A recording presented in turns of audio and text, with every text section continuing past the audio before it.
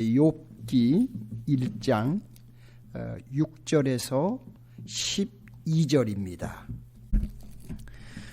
하루는 하나님의 아들들이 와서 여호와 앞에 섰고 사탄도 그들 가운데 온지라.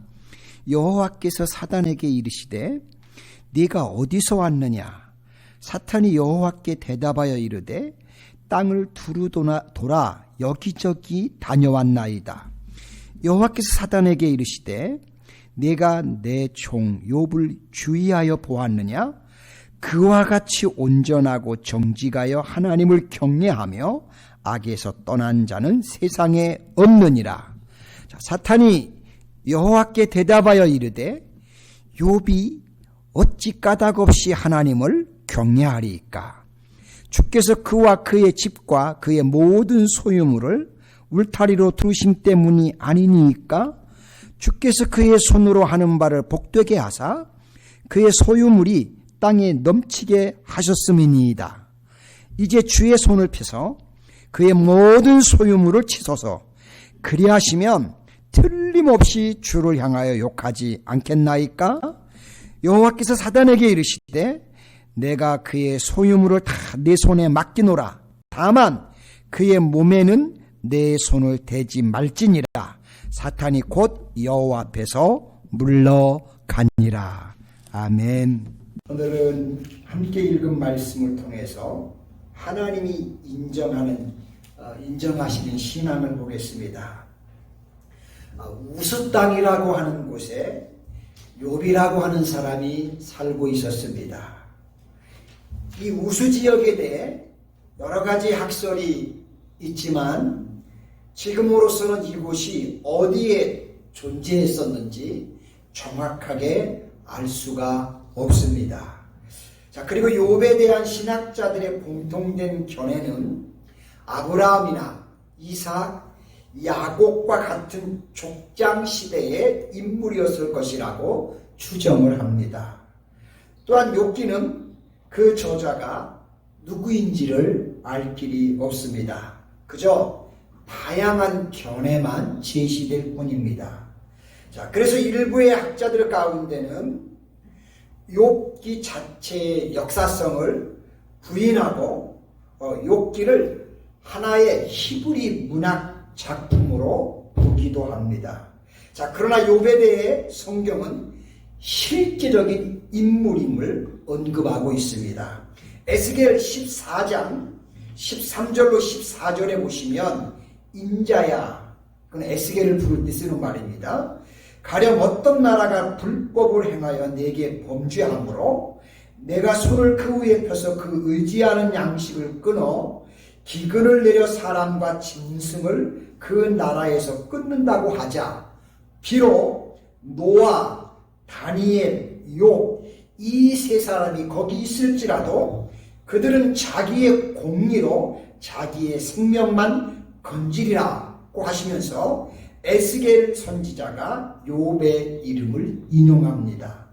또한 야고보 사도가 야고보 5장 11절에 보시면 보라, 인내하는 자를 우리가 복되다 하나니 너희가 욥의 인내를 들었고 주께서 주신 결말을 보았거니와 라고 하면서 인내하는 사람의 대표로 욥을 인용한 것을 볼 수가 있습니다. 자, 그러므로 욥기의 중심 인물은 본서의 주인공인 욥입니다. 그래서 책의 제목도 욥기라고 붙여졌습니다. 자, 욥은 어떤 인물이었는지 욥에 대해 1절에 자세히 밝혀놓은 것을 볼 수가 있습니다. 우수 땅에 욥이라 불리는 사람이 있었는데 그 사람은 온전하고 정직하여 하나님을 경외하며 악에서 떠난 자라고 그렇게 말씀하고 있습니다. 자, 그리고 2절에서는 그의 가족 상황을 밝혔는데 그에게는 아들 7과 딸 3이 태어나니라고 했는데 자녀는 모두 10남매를 두었습니다.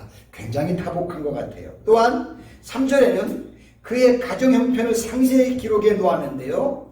그 소유물은 양이 7,000마리요, 낙타가 3,000마리요, 소가 500결이요, 이건 암수로 말하는 겁니다. 암나귀가 500마리며 종도 많이 있었으니 이 사람은 동방 사람 중에 가장 훌륭한 자라고 했습니다. 한마디로 말하면 욥의 가정은 다복하고 물질적으로도 부유하고 아주 행복한 가정이었습니다. 자, 그러면서도 하나님을 잘 경외하며 악을 떠나 하나님만을 섬기는 가정이었습니다. 특별히 이 부분은 하나님께서 인정해 주셨는데 8절에 보시면 여호와께서 사탄에게 이르시되 내가 내 종 욥을 주의하여 보았느냐? 그와 같이 온전하고 정직하여 하나님을 경외하며 악에서 떠난 자는 세상에 없느니라고 말씀하셨습니다. 자, 그렇다면 여러분, 욥의 신앙은 구체적으로 어떤 신앙이었을까요? 우리가 한번 꼭 눈여겨보면서 거울로 삼았으면 좋겠습니다. 왜냐하면 하나님께서 인정하는 신앙은 어떤 신앙인지 우리가 이 욥을 통해서 간접적으로 볼 수 있기 때문입니다. 첫 번째는 성결하게 살려고 몸부림치는 신앙인이었습니다. 자, 우리가 조금 전에 앞에서 보았는데 욥은 온전하고 정직하여 하나님을 경외하며 악에서 떠난 자라고 했습니다. 자, 그런데 실제로 그분의 삶 가운데서 그것을 실천한 사람인 것을 볼 수가 있습니다. 4절로 5절에 보시면 그의 아들들이 자기 생일에 각각 자기의 집에서 잔치를 베풀고 그의 누이 3명도 청하여 함께 먹고 마시더라. 그들이 차례대로 잔치를 끝내면 욥이 그들을 불러다가 성결하게 하되 아침에 일어나서 그들의 명수대로 번제를 드렸으니 이는 욥이 말하기를 혹시 내 아들들이 죄를 범하여 마음으로 하나님을 욕되게 하였을까 함이라. 욥의 행위가 항상 이러하였더라 라고 했습니다. 자, 욥은 자기의 자녀들 가운데 누가 생일을 맞으면 자기 집의 모든 자녀들을 다 함께 불러서 잔치를 베풀고 생일을 축하해 주었습니다.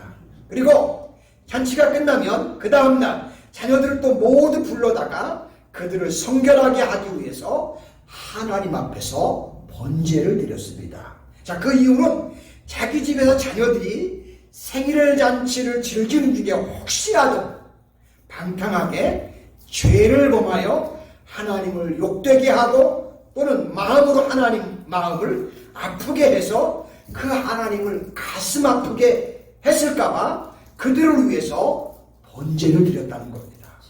자, 그런데 욥의 행위가 매사에 항상 이러했다는 것입니다.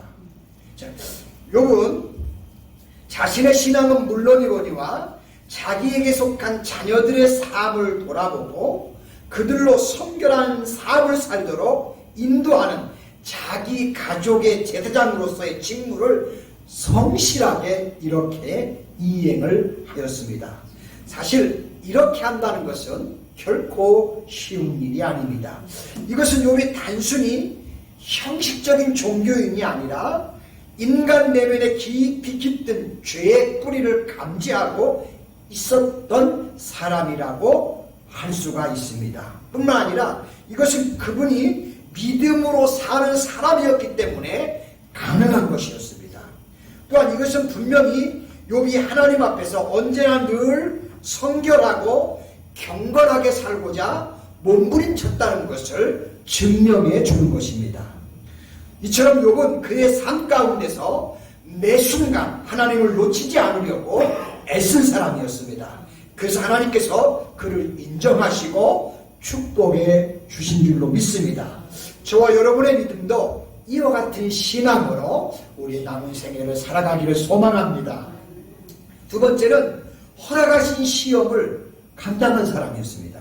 욥기 1장 전체를 읽어보면 욥은 자기에게 갑자기 불어닥친 시험과 고난이 왜 일어났는지 사실 그 원인을 전혀 알지를 못합니다. 자, 본문에 자세히 살펴보면 욥의 시험은 질투에 눈이 먼 사탄이 흉계를 꾸며내서 일어난 일입니다. 자, 하나님께서는 욥을 보시고 얼마나 흡족해 하셨는지 사탄에게 자랑을 했습니다. 8절에 보시면, 다시 한번 8절을 보시면, 여호와께서 사단에게 이르시되 네가 내 종 욥을 유의해 보았느냐?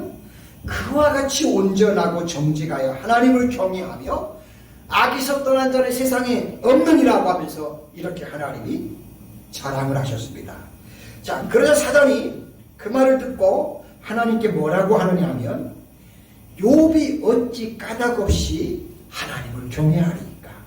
주께서 그와 그의 집과 그의 모든 소유물을 울타리로 두르신 때문이 아니니까? 주께서 그의 손으로 하는 바를 복되게 하사 그의 소유물이 땅에 넘치게 하셨기 때문입니다라고 합니다.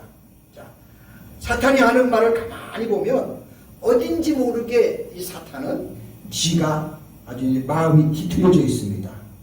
사실 이것이 사탄의 모습이요 형태입니다. 자, 그리고 11절에 보시면 이제 주의 손을 펴서 그의 모든 소유물을 치소서 그리하시면 틀림없이 주를 향하여 욕하지 않겠나이까? 라고 하면서 자, 욥을 어려운 시험 가운데 빠지게 합니다. 이걸 보면 분명히 사탄은 정말 사악한 존재입니다. 창세기 3장에도 보시면 사탄이 하와를 유혹하여 하나님께서 금하신 선악과 열매를 이제 따먹게 만들어서 결국은 그들 내외를 부부를 타락하게 만든 것을 우리는 알고 있습니다. 자, 그것뿐만 아닙니다. 창세기 3장 16절로 19절에 보시면 하나님께서 여자에게 이르시되 내가 네게 임신하는 고통을 크게 더하리니 네가 수고하고 자식을 낳을 것이며 너는 남편을 원하고 남편은 너를 다스릴 것이니라 하시고 아담에게 이르시되 내가 네 아내의 말을 듣고 내가 네게 먹지 말라 한 나무의 열매를 먹었은즉 땅은 너로 말미암아 저주를 받고 너는 내 평생에 수고하여야 그 소산을 먹으리라. 땅이 네게 가시덤불과 엉겅퀴를 낼 것이라. 내가 먹은 것은 밭의 채소인즉 내가 흙으로 돌아갈 때까지 얼굴에 땀을 흘려야 먹을 것을 먹으리니 내가 그에게서 취함을 입었습니다. 너는 흙이니 흙으로 돌아갈 것이니라 하시니라고 하셨습니다. 결국 그들 부부를 죽음에 이르도록 만든 장본인, 그것이 바로 사단이었습니다. 자, 그러나 욥의 장점은 그런 시험 가운데도 원망이나 불평 없이 그에게 허락된 시험을 잘 감당한다는 겁니다. 사단은 얼마나 끈질기고 집요한지요. 여러분 13절부터 19절에 보시면 욥의 자녀들과 그의 재산을 연속해서 쉴 새 없이 파괴하는 것이 나옵니다. 그러나 욥은 그런 상황 앞에서 내가 모태에서 알몸으로 나와 싸운즉 또한 알몸이 그리로 돌아가올지라. 주신 이도 여호와시요 거두신 이도 여호와시니 여호와의 이름이 찬송을 받으실지어다 하고 이 모든 일에 욥이 범죄하지 아니하고 하나님을 향하여 원망하지 아니하니라 라고 그렇게 말씀하고 있습니다. 보면 이 욥을 보면 끝까지 그는 시험을 잘 감당하는 사람이었습니다. 때때로 우리 앞에 일어나는 시험들 있지만 욥과 같이 우리도 잘 끝까지 믿음으로 감당할 수 있기를 소망합니다. 자, 세 번째는 고난 중에도 하나님을 찬송하는 사람이었습니다. 여러분, 제가 설교를 준비하면서 가만히 생각을 해보았습니다. 하나님께서는 온전히 하나님을 경외하고 악을 멀리하며 믿음으로 살고자 하는 경건한 욥을 바라볼 때 얼마나 과연 기뻐하셨을까? 아마도 굉장히 좋아하셨겠구나 하는 생각이 저에게 들었습니다. 하나님은 실제로 이 욥을 정말 자랑하고 싶었습니다. 왜냐하면 사탄이 욥을 질투하고 하나님께 찾아왔을 때 하나님께서 그 사탄에게 욥과 같은 자가 세상에 없느니라 라고 자랑을 하셨기 때문입니다. 자, 8절을 다시 한번 볼게요. 여호와께서 사단에게 이르시되 내가 내 종 욥을 주의하여 보았느냐? 그와 같이 온전하고 정직하여 하나님을 경외하며 악에서 떠난 자는 세상에 없느니라고 직접 말씀을 하셨습니다. 자, 그래서 사탄이 하나님께 뭐라고 하는 줄 아십니까? 9절로 10절에 보시면 사탄이 여호와께 대답하여 이르되 욥이 어찌 까닭없이 하나님을 경외하리이까? 주께서 그와 그의 집과 그의 모든 소유물을 울타리로 두르심 때문이 아니니까? 주께서 그의 손으로 하는 말을 복되게 하사 그의 소유물이 땅에 넘치게 하셨습니다. 하나님이 그렇게 했기 때문입니다. 한마디로 말하면 하나님이 잘되게 해주시고 축복해 주시니까 그런 거지요 라고 지금 사탄이 이렇게 이야기를 합니다.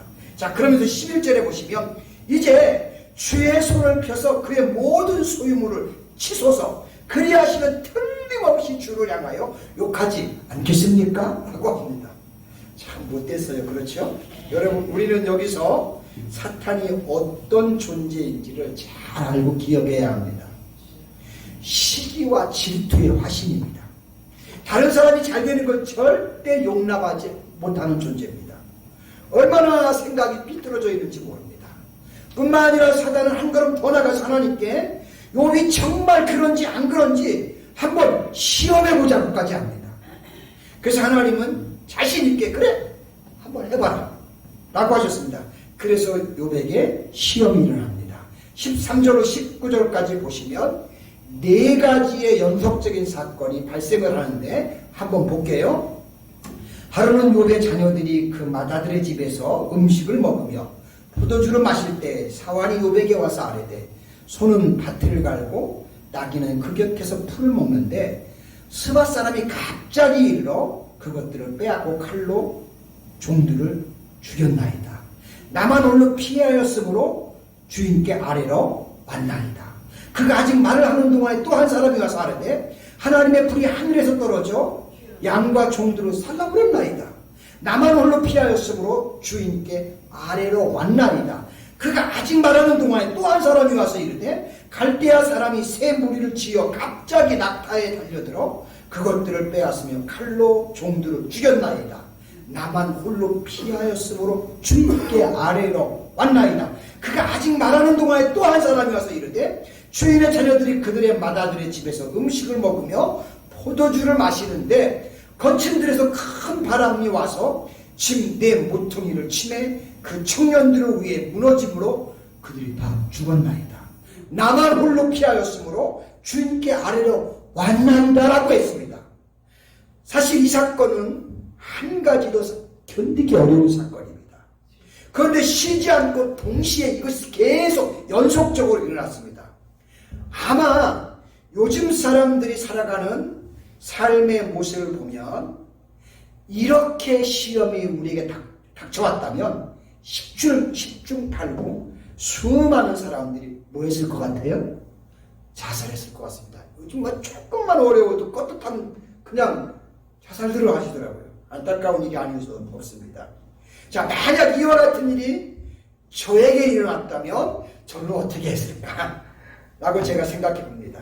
저는 솔직히 말씀을 드려서요, 용기가 없어가지고 죽지도 못했을 것이고요, 하나님 앞에서 무지무지하게 원망 불평을 많이 했을 것 같아요. 제가 설교를 준비하면서 나라면 어땠을까? 죽지는 못할 거고 겁이 없어, 겁이 많아갖고 분명히 원망 불평 무지하게 했을 겁니다. 자, 근데 욥을 한번 볼게요. 20절로 21절입니다. 욥이 일어나 겉옷을 찢고 머리를 밀고 땅에 엎드려 예배하며 이르되 내가 모태에서 알몸으로 나와 싸운즉 또한 알몸이 그리로 돌아가올지라. 주신 자도 여호와시요 거두신 이도 여호와시니 여호와의 이름이 찬송을 받을지어다 하고 이 모든 일이 욥이 범죄하지 아니하고 하나님을 향하여 원망하지 아니하니라 라고 성경에 그렇게 기록하고 있습니다. 자, 우리 사랑하는 노스캐롤라이나 하나님교회 성도 여러분, 이해가 되십니까? 제 머리와 상식으로는 이해가 되지 않았습니다. 이 세상의 모든 것을 잃어버리고 그 속에 남아있는 거라고는 오직 고통과 절망의 현실뿐이었습니다. 자, 근데 그럼에도 불구하고 그의 입에서는 어리석은 원망의 말이 한마디도 없이 내가 세상에 나올 때 아무것도 없이 그냥 나왔고 갈 때도 역시 아무것도 가지지 않고 그냥 갈 건데 라고 하면서 주신 자도 하나님, 가져가시는 자도 하나님이라고 하면서 하나님을 찬양하고 영광을 돌렸다고 했습니다. 저는 이 욥의 모습을 보면서 한마디로 입이 닫혔어요. 그냥 유구무원 말을 잃어버렸어요. 저는 욥에 대해서 정말 하나님께서 세상 앞에, 아니 그 누구 앞에도 내어놓고 자랑하실만 하다라고 인정했습니다. 여러분, 우리가 이 정도는 아니더라도 이런 내용을 보면서 우리의 믿음과 신앙생활에 엄청난 충격이 일어나 도전이 됐으면 좋겠습니다. 우리가 그런 자세만 갖는다 해도 하나님이 굉장히 크게 기뻐하실 줄로 믿습니다.